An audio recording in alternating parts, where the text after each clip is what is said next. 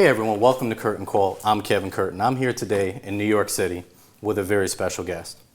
She's a singer, producer, songwriter, and has worked alongside some of the greatest groups and artists in music history. It's truly an honor to be here with her today, so without further ado, I introduce you to the legendary Valerie Simpson. Valerie, thank you for being on the show. Appreciate it. My pleasure. So let's get right into it. You know, I understand growing up, you were already playing piano by ear at the age of 5. And, you know, growing up in the church, you were really able to hone your craft on the piano. So I'm wondering, you know, at what point did you know, gee, this is what I want to do for the rest of my life? Well, it didn't quite happen like that. Okay. I didn't have that foresight. What happened was, through my church, I started writing gospel songs with Nick Ashford, who was visiting our church. And someone actually came to the church to scout for writers, and Sure. because we were writing gospel songs, Sure. that's how we got started. So can you take me back to that first meeting of when Nick walked into that church and kind of what that moment was like, and kind of take me through that if you can? Well, he was the mysterious stranger from we knew not where, Sure. but he certainly knew a lot about gospel music, and also we served food after services. So he was really, that was during the period he was homeless. Right. So he was really looking for the meal. Right. But the music got to him, and we struck up a friendship. And because I played piano, we were a natural. Can you tell me the first time you both sat down together and wrote a song? No, don't be ridiculous. But That's what was too that? long ago, you know. Do you I mean, come remember on. at least the first kind of maybe year or so of writing together and just what that was like and how it all kind of came together? Well, for me, you know, particularly when we started writing love songs, you know, neither one of us had an idea of what we were doing, except God is love, so we can work this. And it was just, we had a good chemistry. So it was easy. It wasn't like work. It wasn't like trying, you know. He was really good with lyrics, and it just kind of flowed out of him, and I could follow where he was going. And it's like mental telepathy. You almost Sure, know what sure. the other person's gonna do. So we just had a thing. It just clicked It immediately. clicked. It really Yeah. did. So can you take me to when you were writing Let's Go Get Stoned for Ray Charles? But how did that whole opportunity come about? How did you land with the publisher, and how did that all kind of come together? Well, at that point, we were writing with Joe Armstead. It was a collaboration kind of, and our goal was not to have a hit record. Our goal was to make an advance, enough money to get to the next week. So we would get together and try to come up with a song that we thought was good. This particular day, we didn't come up with anything that we thought was good or that this publisher, Ed Silver, would be interested in. Right. And so Nick said, well, just forget it. Let's just go get stoned. And we laughed and went out singing that refrain, let's go get stoned. Oh, let's go get stoned. Yeah. So the next day when we did go in to see the guy, we said, well, we don't have anything yet, but we were fooling around with this, and then we just did the refrain. He said, that's no joke. He said, if you can finish that song, I promise you I can get a record. Yeah. Ray Charles. He said, I hear Ray Charles. So, and he Unbelievable. did it. He got other records before he got Ray Charles too. Yeah. He got the coasters on it, and somebody Right. else sang it, and then eventually Ray Charles did it. So is that the moment, is it safe to say that's the moment when everything changed, life changed at that point? Yeah, kind of, Yeah. because suddenly, you hear your song as you're walking down the street, Right. coming out of a bar, and you stop and you want to run in there and tell everybody that you wrote it. Yeah. You don't do that, but. Right. Yeah. So, I mean, and then it made it legit. People look at you differently. You Right. really are a songwriter. You have a hit. Sure. Now, at what point did Berry Gordy come into the mix? Was that song something that he heard and said, hey, who wrote that? Well, Barry sent Holland and Holland, the two brothers, Yes. to New York to scout. And somebody gave them our names because Got it. of Let's Go Get Stoned. Got it. And Nick went to see them in a hotel. And that's how we got he took our demos, and that's how we Interesting. got to Motown. So do you recall the first time that you went with Nick to Hitsville, and what was that whole experience like? Oh, that was fun, yeah. The idea that, they sent the tickets for us, and Yeah. we getting all sharp and get our luggage, and Right. we going to Detroit, we going Right, to Motown, and Yeah. we in this taxi, and he drives us up to this little building on West Grand Boulevard, and we look out and we said, see this little homemade side, you know, Hitchville, USA. And we said, no, we want to go to the main building, you know. Yeah. He said, well, this is the only Motown I know. Wow. So we just fell out laughing because Yeah. we were expecting what we would Some see big, in New right, York. right, You know, right. a high skyscraper, you know, very Yeah. modern. It was just a little brownstone, and Yeah. everybody was running around. And but that's where all the energy was coming from. Right. That's where the hits were, you know, are coming from. Yeah. So Yeah. So can you tell me a little bit about, you know, two songs in 1967, Ain't No Mountain High Enough and Your Precious Love. What do you remember about those sessions and working with Marvin and Tammy on those? And were you always present in the recording sessions? No. Okay, so. actually, those songs were sent to Motown. Interesting. And, Johnny Bristol and Harvey Fuqua Right. produced those two songs first. And what was interesting to me is that we kind of knew that Ain't No Mountain was a hit. Sure. And that was going to be our golden apple. We were going to, you know, Right. really take that one Right. to Motown. We knew that belonged there because Dusty Springfield tried to get us to Right. give it to her. Yeah. So we didn't. We said no. We got to say you got a sure enough hit. You save it. So we sent it in, and then they paired Marvin and Tammy, and Johnny and Harvey did a great job on the production. Yeah. But we sent them a really good demo. You know. did. We sent them a great demo. Yeah. And then they also, you know, right behind that, they did Your Precious Love, Right. which was also produced by them. Now, what do you remember about like the early stages of writing those two songs? Because I understand Ain't No Mountain High Enough was kind of inspired by the buildings here in New York, Yeah. right? So what was that? What can you take me back to those? Well, moments? you know, as I say, you know, Nick had come here from Detroit with a Yeah. lot of, you know, trepidation, you know, because he wanted to be a dancer and that Yeah. didn't work out. And then we bumped into each other and suddenly he's in Right. songwriting. But he really wanted to make it here. Yeah. So that was the impetus behind Ain't No Mountain High Enough. Walking down Central Park was looking up at the tall buildings and saying, New York is not going to get me. I'm going to, you know, I'm going to overcome. I'm going to make it somehow. Right. So really, that's where he said the phrase, ain't no mountain high enough, ain't no Love valley it. low enough, came from this sense of wanting to overcome, Right. you know, not be outdone, you know. Yeah, sure. And I think that's why people love it so much, because it's more than a love song. It is really a song is, yeah. about It's inspirational. empowering you Yeah. to do what you need to do Sure. in your life. Right.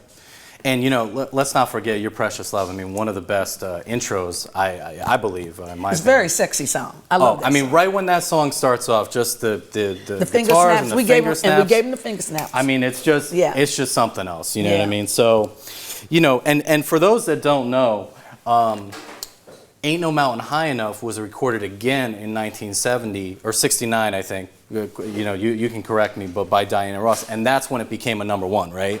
Yeah, we produced that one. Right. So, you know, moving forward here, another timeless gem, in my opinion. Ain't Nothing Like the Real Thing by Yeah. Marvin and Tammy. And I'm just wondering, you know, I understand there's a story behind this. The two producers you mentioned before, Johnny Bristol and Harvey Fuqua, there was a competition of Yeah. sorts between you and Nick and Harvey and Johnny. So can you tell Absolutely. that story? And Well, you know, Barry Gordy was a very wise man, and he kept Motown running like we were in college. We were like in a competition. yes. And when we came to him and said, you know, we feel like we should be able to produce our own songs, you know, he says, well, you know, they've just experienced 2 hits on your songs. Yeah. I can't pull the productions from them. Right. He said, but I tell you what, I'll let you produce it as well. And they'll produce it, and it's your song. Yeah. Whichever comes out the best, that will hit the streets. You know, Right. he said, I think it's a hit song. So we had the opportunity to produce Ain't Nothing Like the Real Thing, and so did Harvey. And so their production is somewhere at Motown now, because ours was the one that hit the streets. So Yeah.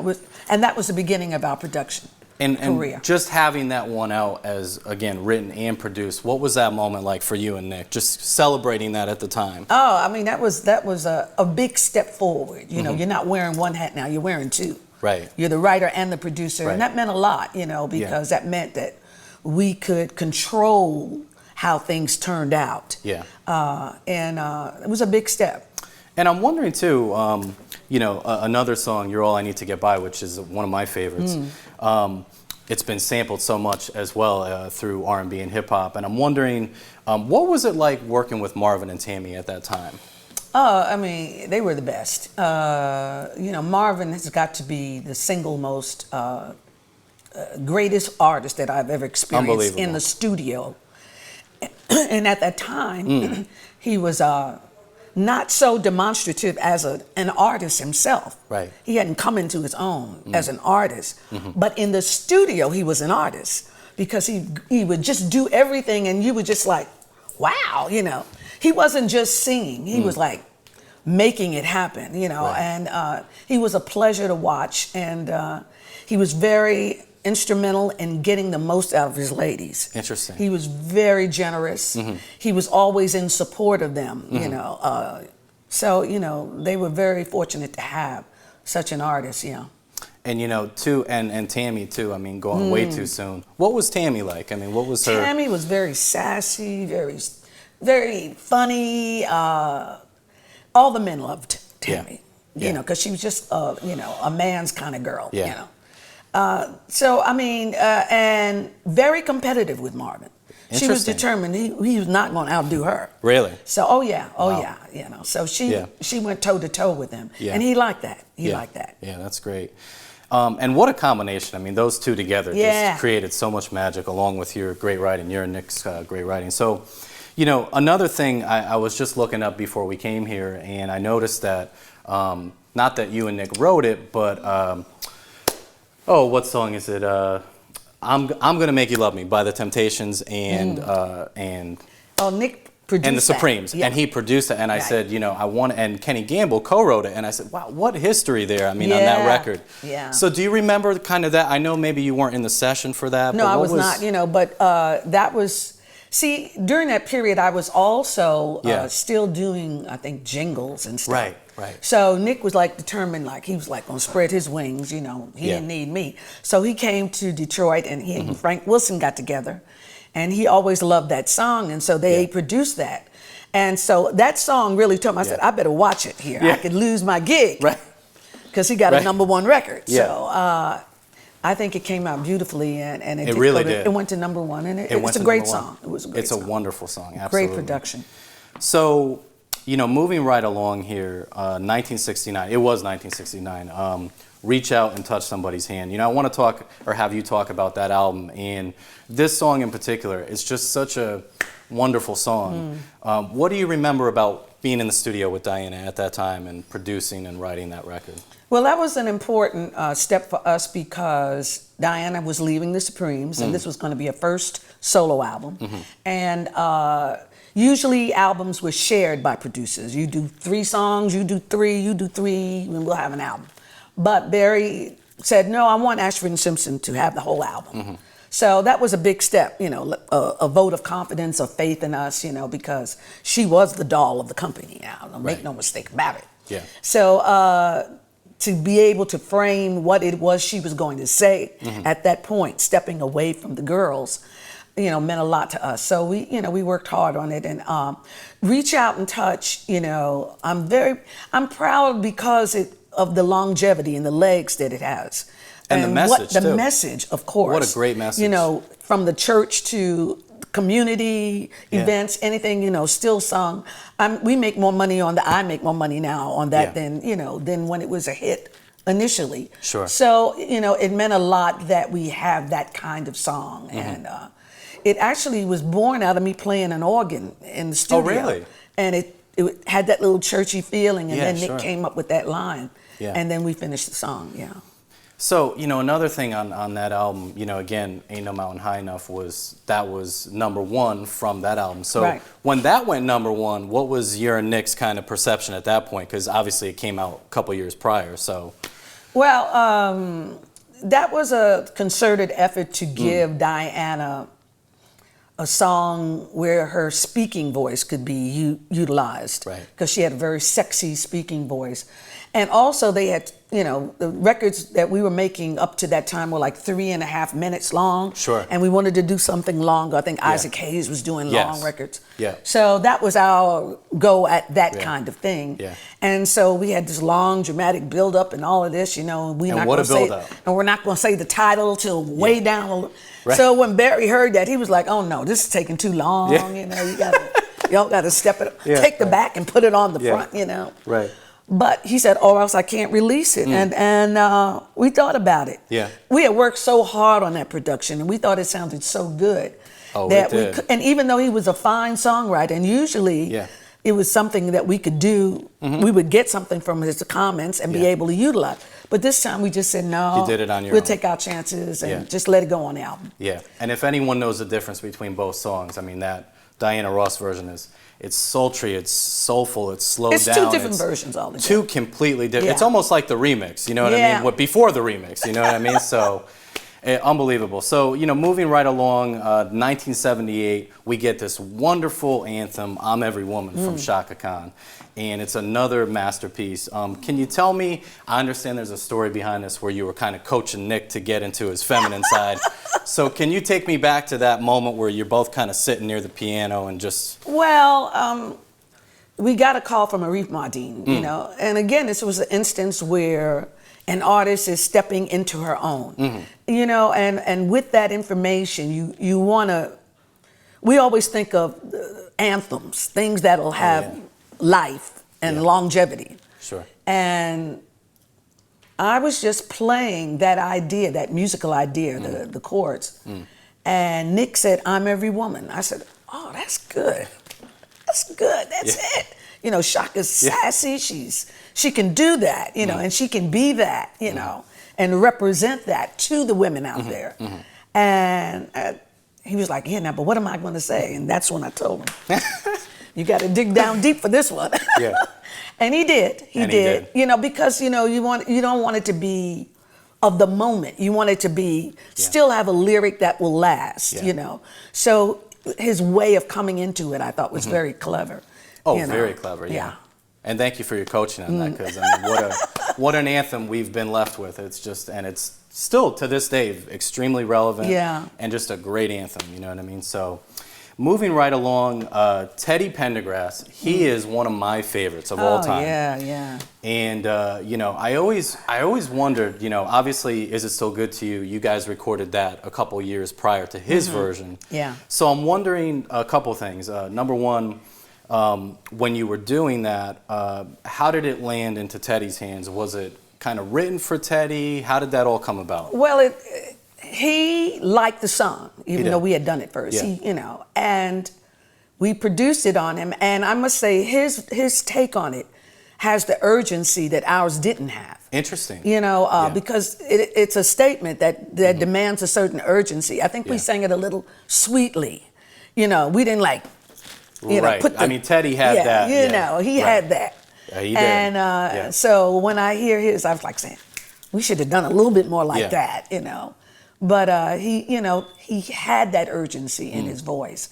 And, you know, God only knows what he would have done if he had been with us longer, because, you know, he was just on the rise. He really was. I look back at all his albums, you know, especially with Gamble and Huff. I mean, that connection was just amazing, wasn't it?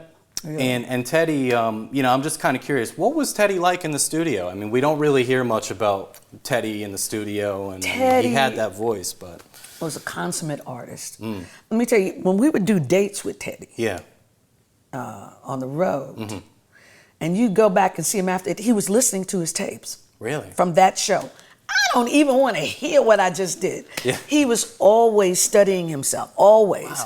Wow. He stayed at our house in Connecticut when we were working on Is It Still Good to You? And he was like always listening to himself, always trying to improve it. He was one of those kind of people. Perfectionist. You know, very much so. So like Michael. Yeah. He just always. So people, you know, think it was just, you know, a casual thing, or he just, no. It was a lot of work. He worked, yeah. And, you know, for those that don't know, Nick and Valerie were with Teddy during Live Aid. What was that moment like? I mean, that was in front of hundreds of thousands of people, right? Yeah, that was certainly, and that was the first time he was in public after being in a wheelchair. The accident, Right. So he was very nervous about that, and when it was suggested that we do it together, he knew us well enough and felt comfortable with us that he said yes to that idea. And so, you know, we're like a family then. You know, we got you, baby. You know, So, with one rehearsal, we got out there and we did it. And that audience responded with so much love that it just bolstered him. Yeah. And it's a us. beautiful moment. Yeah. If you haven't seen it, you can go on YouTube and check that out. That clip is up there. Yeah. But, moving right along here, Ashford and Simpson went out to put out many albums together. And I'm wondering, what are the stories behind two of my favorites, Found a Cure and Solid? What are the stories behind those two?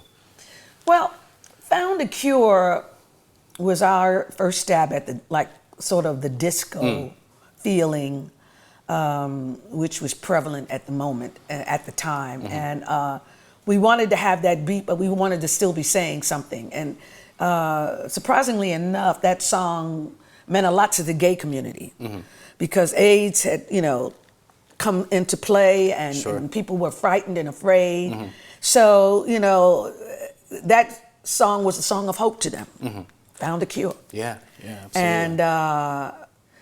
And we liked singing it, because, still, they had a little message even though it had the beat. Right.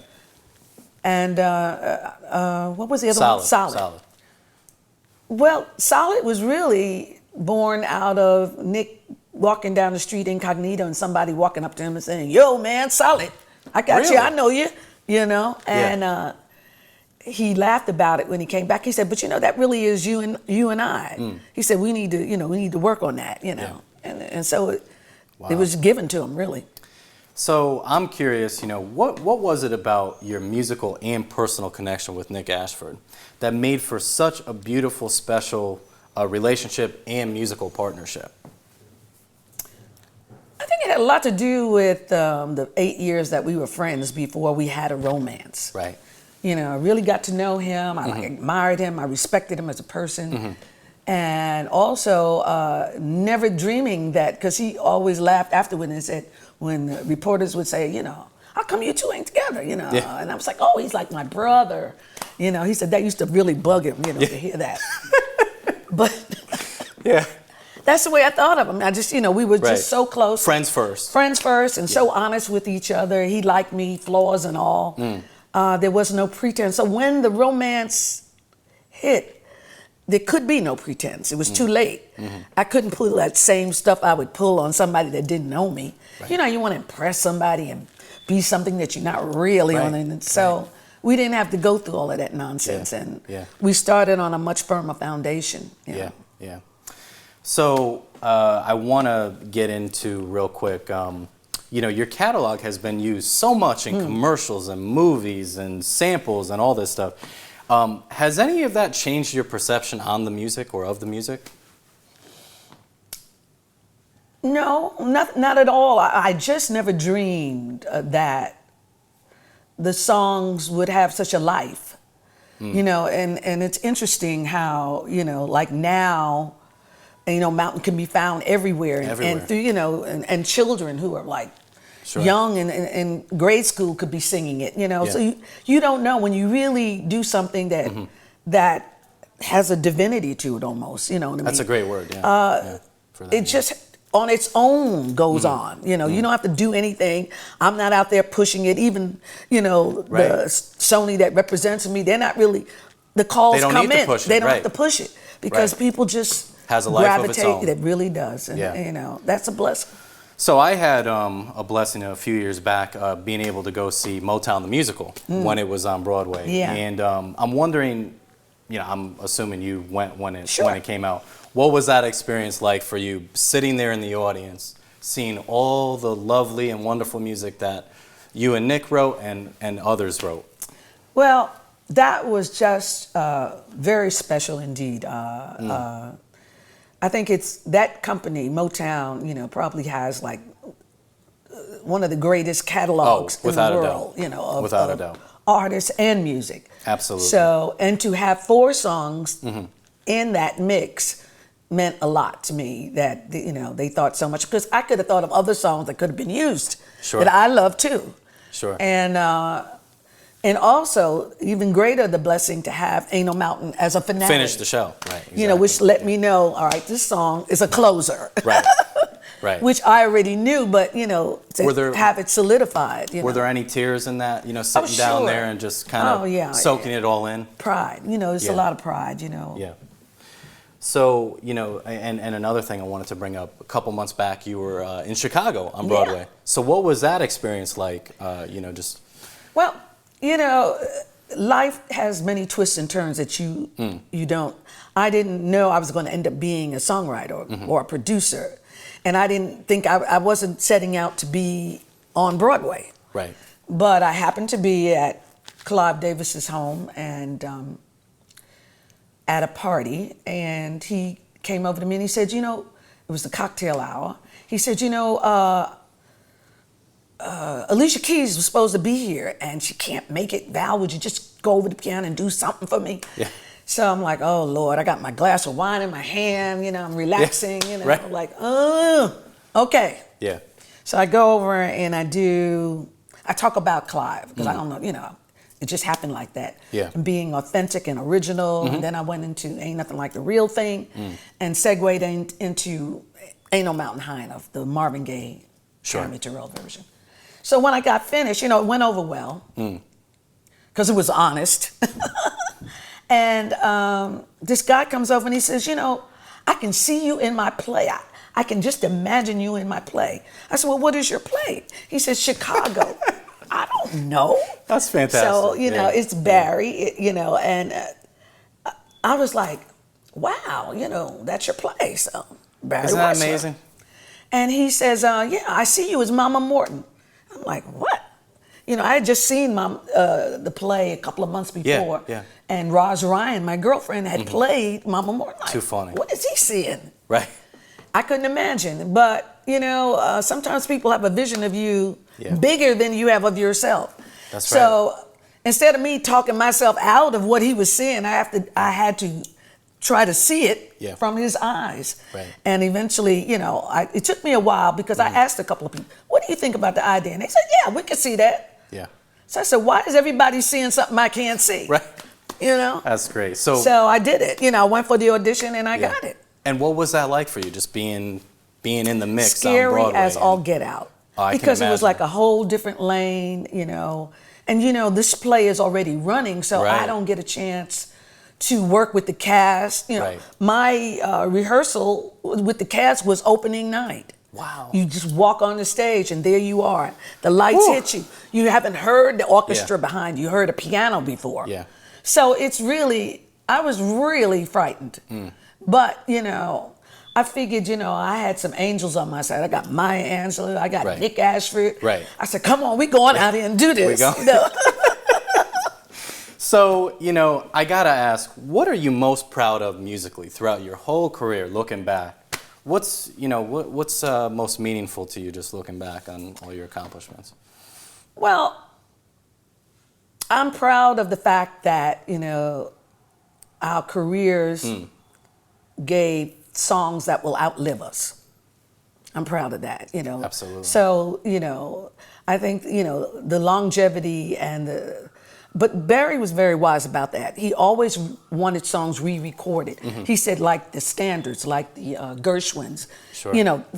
Somebody should keep doing these songs so they can stay in the consciousness of the world. Right. And he was right about that. And I think that's what we have. So I'm very proud that our songs have lived up to that and that they continue to be used and be enjoyed by a whole nother generation, So that means when I do a show that I'm going to see an audience that's diverse because they know these songs. Sure. And I gotta ask, what are you listening to lately? What does Valerie listen to when she's in the car, or at home, or working out, or whatever? What are you listening to? I listen to everything. I mean, there is no kind of music that I don't like. Yeah. I listen to classical. I listen to jazz. I listen to hip hop. I listen to everything. Everything. I think if you go to the best in any category, you're going to get something that's going to be good. So I always go, even though you might think, I might think I don't like country music, but then when I hear a great country song, I'm like, that's a great piece of writing. That's wonderful. The Ed Sheerans of the world, the Adeles who's more traditional in her approach, Kendrick Lamar, he's a genius, So, I mean, there's something to be had for everyone. Yeah. Bruno Mars, you like Bruno Mars? Very much so. He's like old school, new school. Yeah, he really is. It's just really great. Yeah. So, I'm curious, what is your advice for today's generation of musicians? Well, they have an advantage, with the internet. As far as exposure, yeah. For exposure and to be overnight sensations, and you just have to manage that success when it comes to you so quickly. Yeah, sure. But I think that in the long run, it's about being original, because if you want to pull somebody, you got to serve something that they haven't eaten before. Right. So I think, that's the thing, whatever is deep down inside of you, that's what's got to come through. Yeah. I think that's great advice. Yeah. So now, where can people find you online in terms of social media? Well, I'm on Twitter, I'm on Facebook, and the Sugar Bar. Okay, yep. And yeah, for those that don't know, the Sugar Bar is in New York on the west side, right? West side, West 72nd. And there's an open mic night there, right? On Thursdays. On Thursday. So if you're an artist or a musician and you're looking to get your stuff out there and you want to perform, just get out there and do it. We see some of the great ones too, and they've gone from our stage to the Broadway stage. So that's great. Pretty cool. So for this show, we're on Facebook, Twitter, Instagram, Curtin Cole 87. Appreciate the support. Instagram too, right? Instagram too, yep. And I just want to, not only thank you for having us here in your beautiful home today, but I want to thank you for, being a part of the soundtrack to my life, along with many others. And it's really just an honor to be here with you today. And I want to thank you for the conversation. So thank you for being on the show. Oh, my pleasure. It's a pleasure.